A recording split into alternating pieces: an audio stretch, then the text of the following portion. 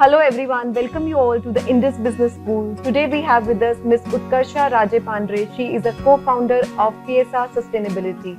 Welcome to the institute. Thank you, Rupal ma'am.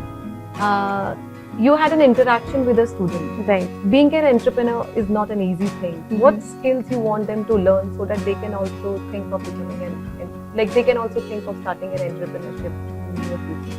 Okay. So there's a lot of skill sets required based on what sector they would want to go into.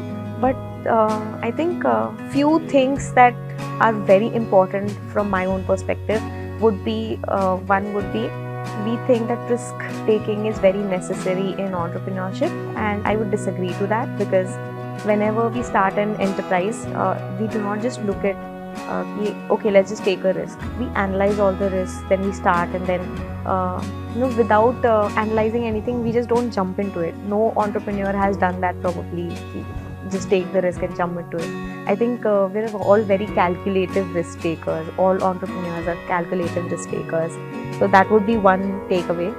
And I think when you start, you need to be, people say jack of all trades and master of none. I think you need to be a jack of all trades, because it is so important to know about what your marketing strategy should be, what the product is about, what kind of consumers you're going to tap into, what is your audience that you're going to tap into.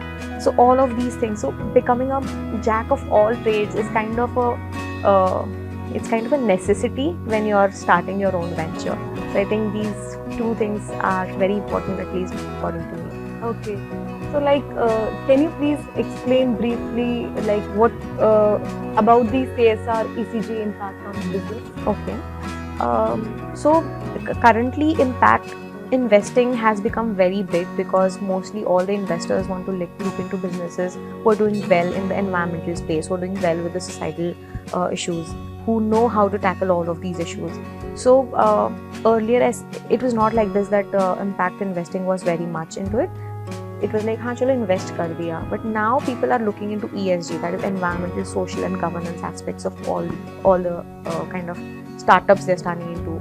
Even the companies that have been into existence for years now are also looking into ESG, because they want to make sure that they're connecting with the audience.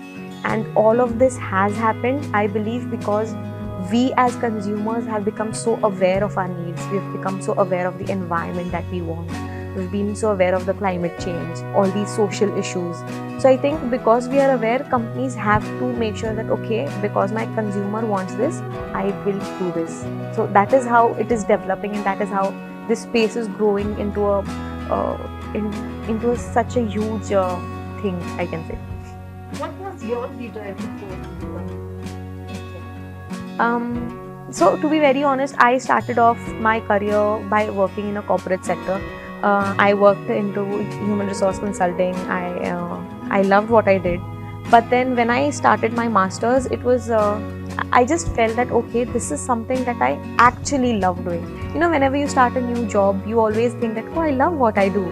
But then eventually, a few years down the line, you find that thing that you actually love to do, and that was running a business, but through a social lens. So when I was in my master's first year, I met my business partner, and we discussed about how many issues are there currently in this sector, and that's how it all started, to bridging the gap between these issues and finding a solution that would be suitable for the entire community as such.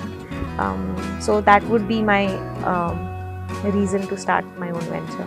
Okay. And what is the most important thing you have learned through your journey till now? We always think, these days we always look at all these motivational videos, we look at all these success stories, and I believe that most success stories are talking about what they did rather than how many times they failed, because success, to reach success, it's a journey.